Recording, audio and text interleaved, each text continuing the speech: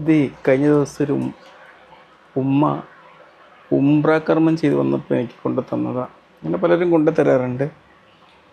വിചാരിച്ചു ഇതൊരു വെള്ളമാണ്, സംസം വെള്ളം എന്ന് പറയും. ഈ വെള്ളം ഞാൻ കുടിക്കുമ്പം ഇതിൻ്റെ ഒരു പുണ്യം എന്ന് പറയുന്നത് ഇതിൻ്റെ ചരിത്രം തന്നെയാണ്. നമ്മൾ ദൈവവിശ്വാസം കഴിഞ്ഞ ദിവസം ഐശ്വര്യ റായി ഒരു പ്രഭാഷണം നടത്തി. ഒരു ലോക ദൈവിക കൺസെപ്റ്റിൻ്റെ ഒരു വലിയൊരു കാര്യമാണ് അവർ പറഞ്ഞത്.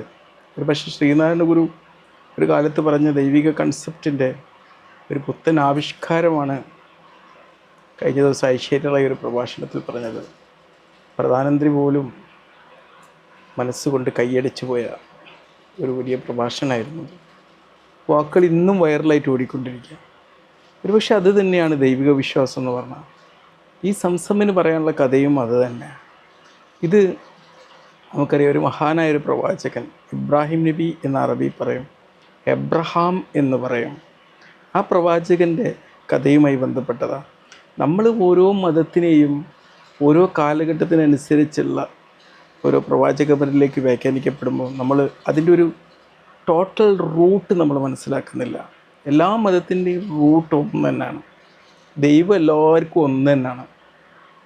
നമ്മളെപ്പോഴും നമ്മുടെ ചിന്തകളുടെ ദൈവമുണ്ട്, നമ്മുടെ ശരീരത്തിൻ്റെ ദൈവവും സസൂക്ഷ്മമായിട്ടുള്ള നമ്മുടെ ജീവസ്പന്ദനത്തിൻ്റെ ദൈവമുണ്ട്. അപ്പോൾ നമ്മളൊരു ആറ്റം അതിൻ്റെ ഒരു താളത്തിൽ ഇങ്ങനെ പോകുമ്പം അതൊരു ദൈവിക നിയമത്തിൻ്റെ ഫോളോവറാണ്, ഫോളോ ചെയ്തുകൊണ്ടിരിക്കുകയാണ്.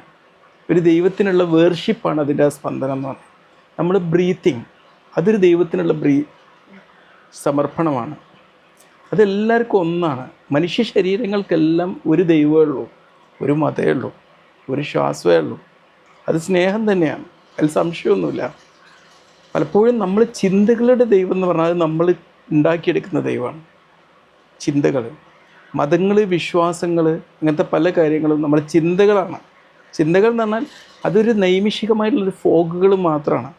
അത് മനുഷ്യ ജീവിതത്തിൻ്റെ ചെറിയൊരു പാർട്ട് മാത്രമാണ്. കോടാനുകോടി വ്യാപ്തിയുള്ളൊരു മനുഷ്യൻ്റെ ജീവിതത്തിലെ ചെറിയൊരു പാർട്ട് മാത്രമാണ് അവൻ്റെ ചിന്തകൾ. അവിടെയാണ് നമ്മൾ അടിപിടി കൂടുന്നത്, നമ്മൾ പരസ്പര വിവേചനം കാണിക്കുന്നത്, വിദ്വേഷം കാണിക്കുന്നതൊക്കെ. പക്ഷെ നമ്മളെപ്പോഴൊക്കെ ആ സമയത്തൊക്കെ നമ്മൾ തിരികെ വരേണ്ടത് നമ്മുടെ ശരീരം എന്തിനെയാണ് വർഷിപ്പ് ചെയ്യുന്നത്, നമ്മുടെ കോശങ്ങൾ എന്തിനെയാണ് വർഷിപ്പ് ചെയ്യുന്നത്. ഒരു സസൂക്ഷ്മ ജീവിയായിട്ടുള്ള ഒരു വൈറസ് അല്ലെങ്കിൽ പ്രയോൺ അല്ല ബാക്ടീരിയ എന്തിനെയാണ് വർഷിപ്പിക്കുന്നത്.